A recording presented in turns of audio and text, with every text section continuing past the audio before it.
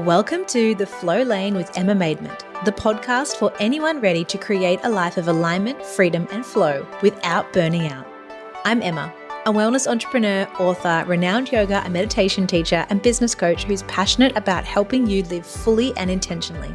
Each week, we'll explore how to reconnect with your purpose, live in alignment, and build a life that feels as good as it looks.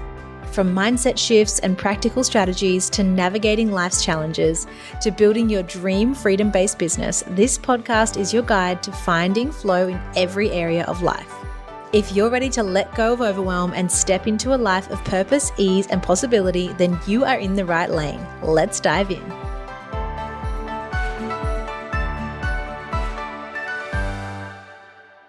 Hello there and welcome back to the Flow Lane podcast. I am your host, Emma Maidment.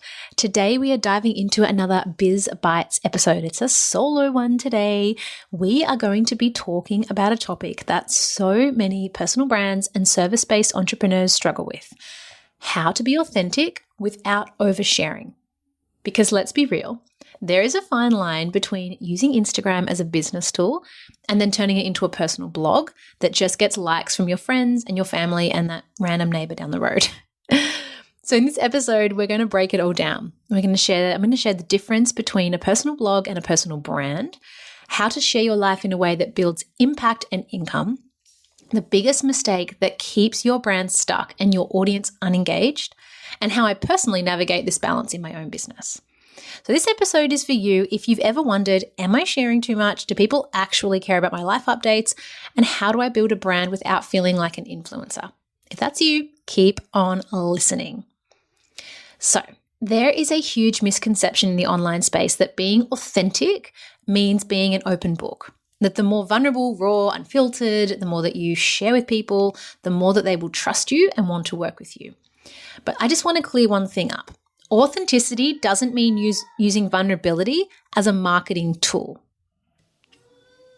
True authenticity is about strategic storytelling, not dumping your life onto the internet for engagement. You can share your life in a way that feels genuine and still protects your energy, privacy, and brand integrity. The problem is when you blur the line between personal blog and personal brand, you risk losing credibility in the space where you actually want to be seen as an expert. And that leads me to the next big mistake. Here's the thing. If your Instagram is filled with life updates, but your business isn't growing, it's because your content isn't built for conversion. Now, I see so many coaches and service providers posting about their workouts, their morning coffee, their weekend with their kids, random thoughts and life updates, and all that is great. But they're wondering, why is no one in their DMs asking how to work with them? It's not that those posts are wrong. It's just that they're often irrelevant to your actual offers, or it's all that you're sharing. You're not actually guiding people to what it is that you do. This is what I mean when I say your Instagram isn't for your friends and family. Your content needs to position you as the go-to person for what you do. If you want professional opportunities, if you want to promote your offers, you really need to get clear on these three things. Number one, what's relevant to your audience? Number two, what's aligned with your business goals? And number three, what's actually going to help people take the next steps with you? AKA, how are you guiding them to buy your offers? Otherwise, you are just posting for engagement, not the growth of your business. So, does that mean that you should never post personal-centered content? Absolutely not. In fact, your actual story is your brand, but only when it's shared with intention. So I personally share life updates, but I also don't share my kids' faces, I don't post intimate relationship details, and I don't document every single little thing that happens in my life. Why? Because it's not relevant. What is relevant for me? Sharing how I structure my business around family life, sharing about how I maintain a regulated nervous system while scaling companies, showing what a life of freedom and flow actually looks like in real time. This is what makes my brand authentic and strategic. So it's kind of about curating the parts of your life that actually support your message without turning your account into a personal diary. When you walk this balance correctly, your content will attract your ideal clients. You'll build a strong, recognizable personal brand, and you'll make money and impact, not just getting likes from Auntie Susan being like, oh my God, your baby is so big now. It is a delicate road to walk. And I get it. Sometimes you get excited and in the moment you're like, I just want to share this with the world. It's so amazing. But take a breath, pause in that moment and ask yourself, is this actually relevant?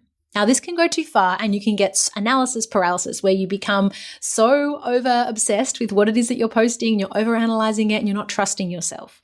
This is where I teach my clients to come back to what are your core values? How are you communicating that through the lens of your content? I teach this in my course, Visible. We have different kinds of content. We have authority content, educational content, relatability content. All of these things are part of an overall content strategy, but every piece of content has an intention, has a purpose, is leading someone somewhere in the customer journey. Your Instagram page is the top of that funnel, bringing people in and guiding them on a journey.